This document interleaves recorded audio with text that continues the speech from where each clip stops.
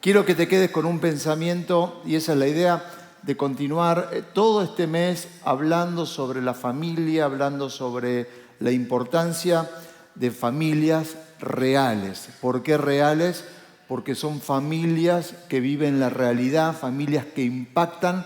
Ese fue el título de lo que compartimos tanto el día domingo como hoy, familias que impactan. Y repasando rápidamente lo que estuvimos hablando el otro día, era que la propuesta de lo que queremos charlar cada uno de estos días es insatisfacción y no resignación. No queremos que te sientas resignado o amargado, decir qué mal que la pasé, sino decir me siento insatisfecho y quiero. Entonces, cada día que hablemos sobre esto es, número uno, que identifiques cuánto podemos mejorar. Ahí lo vamos repasando. ¿Cuánto podemos mejorar? ¿Qué puedo cambiar hoy? ¿Qué idea nueva? ¿Qué pensamiento nuevo? ¿Qué Dios me está hablando? Número dos, que te inspires a transitar tu vida familiar con Dios. O sea, ¿qué tesoro de parte de Dios me queda para mi corazón? Número tres, que te prepares para las temporadas especiales, los diferentes momentos de la vida. Y antes de comenzar, como siempre pido, bajen los celulares, pónganlos en silencio, por favor, así no distraemos a nadie. ¿Cómo es una familia que impacta? Es aquella que vive el diseño de Dios. Y Dios nos dejó muy en claro que el lugar de la formación espiritual de la espiritual de uno es en la familia. Dios no estableció que el lugar espiritual sea en otro contexto, sino que prioritariamente el desarrollo de la vida espiritual tiene que transcurrir en el ámbito de las relaciones familiares. Y es muy importante, papá solo o mamá sola, o papá y mamá, pero de uno de los dos es el que tiene el Señor. Yo les contaba el ejemplo de Timoteo, que su mamá fue, o su abuela fue la que tenía el Señor, no su papá. De hecho, no era cristiano. Y cómo influenciaron, y lo importante de lo que estamos repasando, el lugar donde todos tenemos que trabajar, esforzarnos, pedir a Dios que nos ayude, es el ámbito de la familia. Y la iglesia, ¿qué hace? Se acopla, hace todo lo posible. Nos hacemos uno, trabajamos con ustedes, preparamos todo, nos esforzamos para ayudarte, para que la iglesia, todos nos ayudemos entre todos a llevar adelante nada más y nada menos que el proyecto familia instituido por Dios. Hasta ahora, eso es lo que vimos el otro día, y simplemente lo digo en este ritmo, en esta velocidad, porque era un repaso. Pero ¿cómo es una familia que impacta? No es solamente aquella que vive el diseño de Dios, que fue lo que vimos el domingo, sino es aquella que vive la cultura de Jesús. La cultura, esta palabra que a veces o que usualmente usamos y le damos diferentes tenores, diferentes sentidos prácticos a esta palabra, que para la vida de una iglesia es tan pero tan importante. Porque cuando hablamos de la cultura de Jesús, para decirlo de otra manera, es la cultura del reino, la cultura de lo que el reino es, de lo que Jesús es, de lo que Él quiere. Que es ese conjunto de los valores que tenemos, los pensamientos que tenemos, las costumbres, las creencias, las tradiciones que se van transmitiendo de generación en generación. Y hablamos de cultura eso, cuando hablamos de la cultura, como hemos mencionado, la cultura de nuestro país, son las tradiciones, son las costumbres, son las creencias que cada nación tiene y va pasándola de uno a otro, de papá, de mamá a hijo y así sucesivamente. Pero también, lo que enfatizamos es que la familia también transmite su propia cultura. Todas las familias tienen su propia cultura, sus propias costumbres, su propia forma, su propia manera de festejar algunos cumpleaños, su propia manera de festejar las fiestas, su propia manera de comunicarse, su propia manera de amarse. Es una cultura, digo hablando siempre de las buenas costumbres, y a veces hay culturas que no son tan buenas, pero son normas, son valores, son creencias, son tradiciones. Y la familia cristiana, y ahí donde afectamos, también tiene su cultura. Porque la familia cristiana tiene tradiciones, creencias, pero por sobre todo debe o es influenciada por Jesús. Y ahí hay una cultura totalmente diferente. Hablamos de culturas generales, costumbres, creencias, valores. Hablamos de lo que es la transmisión en cualquier hogar, cualquier familia del planeta. Y hablamos de familias cristianas, donde tienen y tenemos que transmitir también y ser influenciados por la vida de Jesús, que transversalmente atraviesa toda nuestra casa y nos tiene que bendecir. Pero necesitamos saber qué es lo que Él piensa. ¿Sabés que como iglesia podemos nosotros definir nuestra cultura? Pero la realidad, que a veces es difícil definirla con una palabra, pero se la reconoce cuando vos la ves. Hay familias y familias, hay familias que uno dice, o personas que uno dice, qué diferente que es esta casa, qué diferente que son estos vecinos, qué diferente que son estos amigos. Y vos decís, ¿por qué? No sé, pero tienen algo. ¿Y qué es lo que vos no podés definir? Su cultura. O los hace buenas personas, o los hace muy amables, o los hace simpáticos, o los hace personas que siempre están preocupados, bien educados. Pero hay algo que muchas veces destaca a una persona que por ahí uno no lo podría definir específicamente con una palabra, porque en realidad lo que envuelve y lo que es la característica son un montón de cosas que serían difíciles de explicar. ¿Es difícil de explicar esto? Es difícil explicar la cultura de las familias de la iglesia, la cultura de la familia del CFC. ¿Por qué no es que todos seguimos un lineamiento que está escrito como los más de 600 estatutos que tenía el pueblo de Israel, el cual tenía que seguir uno por uno en sus más de 613 para ser exacto? Sino que tiene que ver con que hay muchas cosas que no se pueden explicar y se respiran.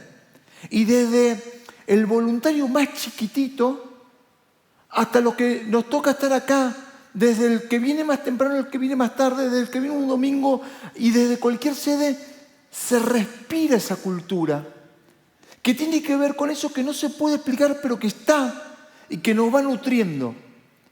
Y que uno no se da cuenta de lo importante que es cada palabra que escucho, cada gesto que recibo, cada predicación, cada administración, cada mensaje que voy a oír, cada encuentro que tengo en un pasillo o en un grupo de vida, cada clase que tomo en el seminario o en la escuela de vida o en los tracks, cada momento ahí tiene que haber, y se supone que respiramos esa cultura. ¿Sabés qué? Justamente recién estaba hablando con el pastor Juan y me contaba de un trabajo de cobrador de deudas. Y dice que tienen palabras prohibidas y forma de proceder. Entonces tienen todo el listado de palabras prohibidas. Después se las cuento si usted sabía y cuando tiene que lo llamen.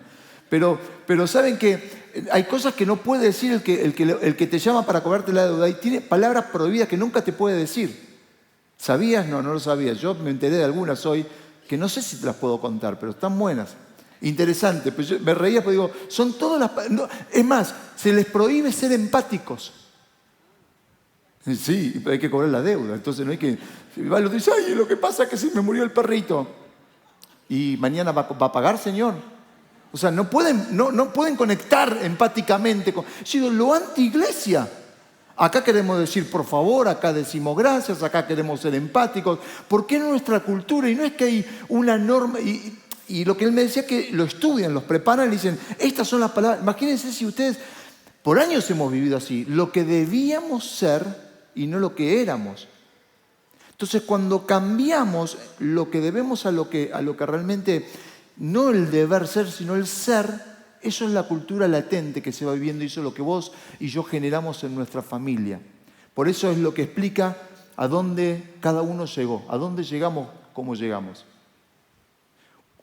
La cultura de asumir riesgos, como iglesia vivir por fe, como iglesia de creer, como iglesia de desafiar los imposibles, la cultura de nunca ser determinado por el status quo, sino siempre haber corrido una milla más. Siempre haber procurado ser excelentes en todo lo que podamos hacer. La cultura que vivimos y que lo transmitimos sin que te lo tengamos que explicar, porque es lo que vivimos. Y eso es lo que pasa en la casa, por eso hoy es vivir la cultura de Jesús. Entonces, nuestra función es redefinir constantemente esa cultura. Y número 1, con una actitud intencional. Tenemos que tener intención en cómo la transmitimos y cómo redefinimos esa cultura. Entonces, para que uno pueda decir, fulano o la familia tiene eso que no sé cómo explicarlo, pero está en el aire, que es parte de su forma, lo que tenemos que entender es que tiene que haber de parte nuestra, para que eso suceda, una actitud intencional. María, la mamá de Jesús, en Lucas capítulo 2, versículo 19, dice que María, por su parte, guardaba todas estas cosas en su corazón y meditaba acerca de ellas. La intencionalidad que tenía ella en lo que guardaba en su corazón. La intencionalidad de lo que vos y yo guardamos como familia. Las tradiciones, los momentos especiales y compartidos, anécdotas que podamos contar, lo que guardamos de tesoros en el corazón. Es tan importante ir guardando, por eso la actitud intencional de guardar en nuestro corazón. Lo que la Biblia habla, y me encanta, de los memoriales. Eran esos símbolos o esos monolitos o esas estatuas que cuando uno pasaría por esa estatua o uno pasaría por ese lugar, se acordaría quién era o qué había sucedido. Te doy un ejemplo, lo podemos leer juntos en Josué capítulo 4. Un memorial, un lugar de reconocimiento, un monumento. En el versículo 4 dice que Josué llamó a los 12 hombres y les dijo: vayan al centro del Jordán donde está el arca.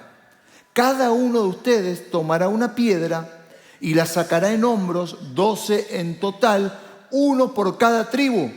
Y las usaremos para levantar un monumento a fin de que en el futuro, cuando sus hijos pregunten por qué está aquí este monumento, puedan decirles: es para recordar que el río Jordán dejó de correr cuando el arca de Dios lo cruzó.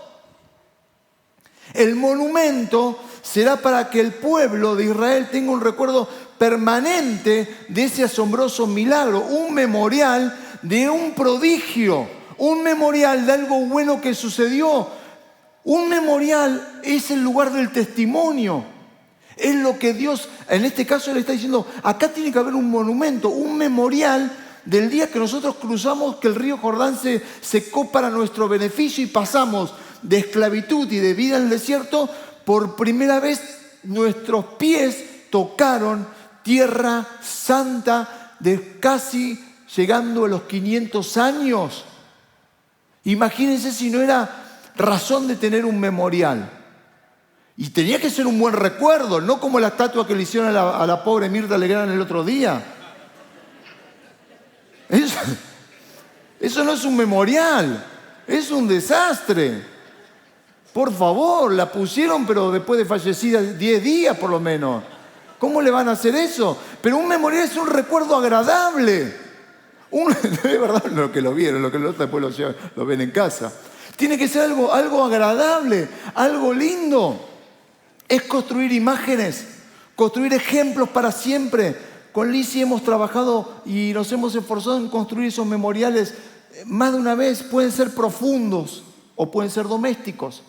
Pueden ser profundos cuando vos construís memoriales en la vida de tu familia, en que ellos vean que hay recuerdos de verte caminar con ética, de verte caminar con espiritualidad. Eso es un memorial. Yo tengo memoriales de mis papás, yo tengo memoriales de mi abuela, tengo memoriales de su espiritualidad, tengo memoriales de su ética, del esfuerzo, porque al fin y al cabo, cuando pasen las generaciones, las cosas malas habrán quedado en el olvido y las cosas buenas quedarán guardadas para siempre en nuestro corazón. Entonces es muy probable que, como yo, vos seas un hombre o una mujer que te equivocás mucho, como nos equivocamos todos, pero que nuestros memoriales, nuestros monumentos, nuestros gestos de ética, de espiritualidad, hablen más fuerte que los errores que podemos haber cometido. Porque a la hora de poner todo en la balanza, no significa el estado perfecto de la balanza, donde todo fueron cosas buenas, sino donde pesó más el memorial, donde pesó más lo que hicimos. Por eso digo que son memoriales de espiritualidad, memoriales de ética y aún de las cosas lindas que suceden en el diario vivir. Las últimas vacaciones que nos tomamos fueron, no sé, mes y medio, 2 meses. Nos hicimos una escapadita una semana, ahora hace poquito, en otoño. Así que nos fuimos todos a Bariloche una semana, justo una semana. Y aprovechamos y pudimos ir con todos los chicos, con todos. Estamos allí disfrutando. Muy lindo el otoño, por cierto, en Bariloche, ni nieve, ni calor, ni frío. Justo la temperatura, frío estaba. Pero todo súper lindo. Y lo que planeamos no era decir, bueno, vamos a hacer unas vacaciones, ¿viste? Esas vacaciones de consumo, donde querés salir a comer. No. Sino era construir calidad de tiempo. ¿Qué podíamos hacer juntos como familia? ¿Qué podíamos estar haciendo unidos? Entonces, los que me conocen saben que tengo muy poca paciencia para los juegos. Hay gente que le encanta las cartas y todo, la timba.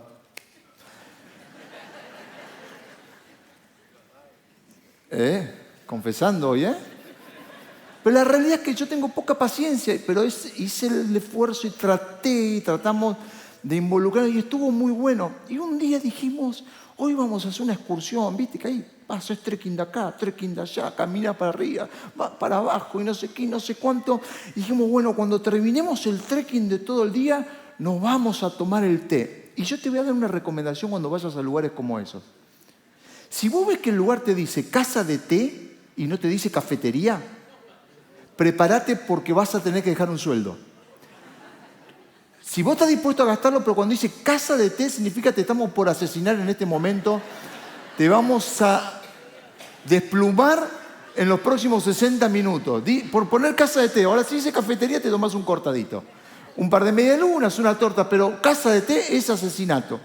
Así que dijimos, bueno, después de todo el día, que uno va con la zapatilla, el jogging, la gorrita, algo más cómodo para caminar, nos cambiamos un poquito, tampoco nos íbamos a poner smoking, algo un poquito mejor, y vamos a un lugar así de medio pitucón, ¿no? Y entramos al lugar súper así, señorial, pitucón, y yo estaba ahí con Liz, éramos 7, la familia. ¿Viste cuando vos decís no somos 7, son 10.000, o 5.000, depende, no sé, vos hacés la cuenta por ese lado. Y nos sentamos con Liz y viene el mozo, nos despliega las cosas, nos pone los platos, todo con una atención impresionante, nos trae las cartas. Y yo veo la carta y la miro a Liz y le digo, ¿pero qué viene con show?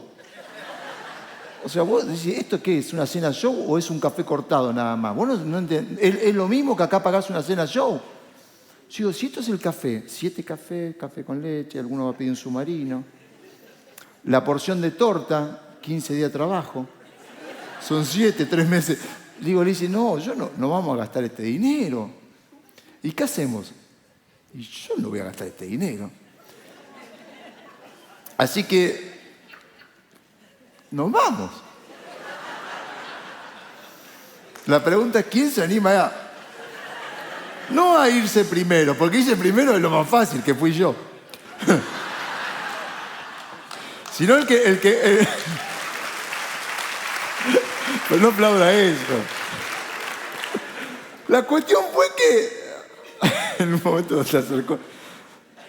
Para, estoy predicando yo. Ah, no, esto ya es tu madre. Para.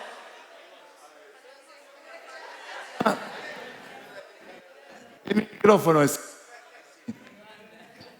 Ahí está. No, me cortó el micrófono mío. Ahí está, no, ay, qué lástima, no anda. Estoy con el otro, Emil. Qué pena. Ay. Estoy con el otro. Bueno, Emil. Lizy. Ahí está. Ay, bueno. Pará, que voy a contar. No, ¿sabes que no tengo monitor?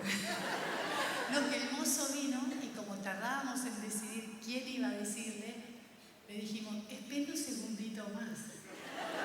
Y seguía trayendo las copas, las servilletas. Yo ya estaba viendo el límite de la tarjeta de crédito. Nada más que eso. La cuestión que terminamos yéndonos, gracias Lizy por el aporte. Nos terminamos yendo y fue la anécdota más divertida de todas las vacaciones porque terminamos en la casa comiendo churro ¿Y qué más era lo que...? Y chipá. Y jugando en familia. Y vos decís, ¿qué fue una de las cosas más divertidas que tuvimos en las vacaciones? Ese día que nos levantamos y huimos avergonzados, como dice la Biblia del diablo, ¿viste? Que dice que huyó avergonzado. Bueno, no fuimos avergonzados, nos fuimos saludando así, chao, nos vemos. Pero uno, fíjate desde cuántas cosas profundas, como te dije antes, de la espiritualidad, desde la profundidad o desde las cosas tal vez que se van dando sobre la marcha, porque no estaba que lo planeamos, todo se fue dando sobre ese, improvisamos ese momento antes de caer en la trampa de gastar un dinero que no teníamos ganas de gastar, honestamente, por más que lo tuviéramos, nos pareció, bueno, claro, estaba preparado para extranjeros, después caímos en cuenta de eso, estaba preparado para los extranjeros que vienen con billete dólar y obviamente para ellos sigue siendo muy barato en este momento, pero yo sé que a esta altura muchos podrán decir, pero pará, yo no sé si tengo memoriales, no sé si tuviste memoriales por parte de papá o por parte de los abuelos. No sé si tuviste testimonios. No sé si hubo imágenes que pueda recordar o ejemplos. Por eso dije antes que no es para que te frustres, sino para que cada vez que nos reunimos y que podamos charlar sobre este tema, vos puedas decir cuánto yo puedo mejorar, cuánto puedo guardar en mi corazón, cuánto yo puedo cambiar hacia adelante. Y muchos, aunque no lo tuvieron, sí en Cristo lo pueden construir. Entonces, Jesús, número 1, te limpia de las heridas. Y a partir de ahí Él puede empezar a hacerlo. Número 2, Jesús te saca de la victimización, porque algunos, porque fueron víctimas, constantemente están utilizando el ser víctimas en la vida porque es un juego que les queda bien, porque es una lástima que les queda bien, pero construyen muy poco haciendo o funcionando con la victimización. Genera inclusive círculos viciosos y hasta tóxicos. Te coloca frente a un espejo, porque cuando somos colocados frente a un espejo, uno se da cuenta cuánto puede cambiar y Jesús te coloca frente a ese espejo, donde Él te muestra con mucho amor cuánto puedes cambiar y por sobre todo te da su Espíritu Santo. Y a partir de ahí vos y yo podemos construir, por eso digo la intencionalidad, que podemos construir esos memoriales, que los podemos hacer esforzándonos cada día, que los podemos hacer inclusive desde aquellos compromisos que tomamos con la ética, con la espiritualidad, con la responsabilidad, con el compromiso de la vida, o por ahí, con esos lugares donde vos dijiste, yo construí un memorial, un recuerdo, un momento, en un viaje o en una situación o en una cuestión cotidiana que nos tocó vivir. Y eso también es muy importante. Yo voy a construir hoy un memorial del día que mi esposa me interrumpió en medio del mensaje como hoy. Será un memorial, es una buena práctica esa, ¿no? Pero será un memorial. Son esas cosas que suceden que nosotros nos divertimos. O sea, ayer subí una foto y en realidad esa foto tiene una secuencia donde ella me termina cogotando. Pero ustedes me tienen que entender a mí. Pero son memoriales, son situaciones, son cosas que uno tiene que vivir. Y nuestra función es redimir esa cultura, número 2, con los valores de Jesús siempre presentes. Estos debemos ejercitarlos para pensar en ellos a corazón abierto y sincero.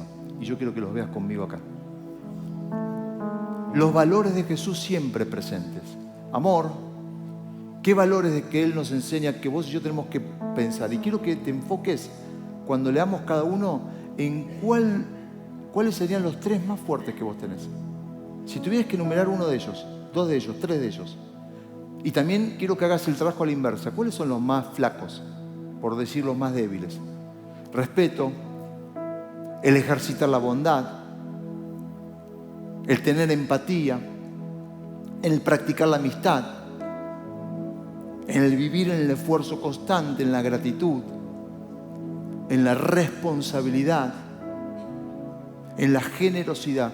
Fíjate si no son valores que tienen que estar siempre presentes en nosotros y que debemos practicarlos y meditarlos constantemente, cada día, porque eso va generando patrones de comportamiento y patrones de pensamiento.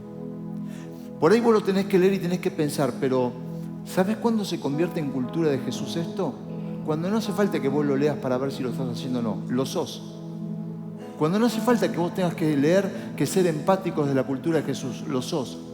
Cuando vos te des cuenta que no hace falta saber que en la cultura de Jesús hay que ser generoso, lo sos. Te sale de forma natural, de forma normal.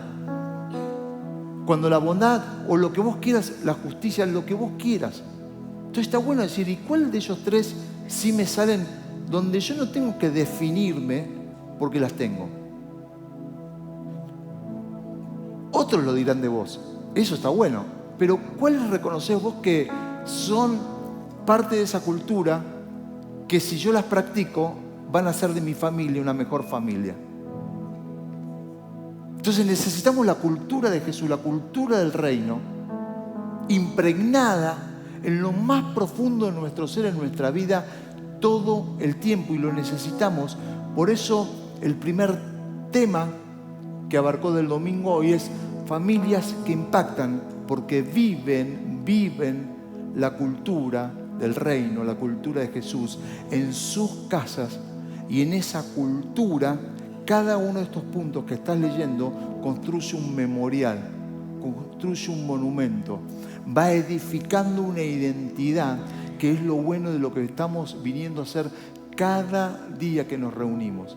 Construimos en nuestra vida, edificamos aún cuando las bases no son bases y no son ruinas, y sobre eso edificamos base segura que es Cristo, y comenzamos a construir. Voy a hacer una pregunta que yo creo que a esta altura debe ser bastante retórica, pero ¿cuántos quieren esa cultura en medio de sus vidas o en medio de sus familias? ¿Cuántos lo quieren? Nos ponemos de pie y oramos por esto.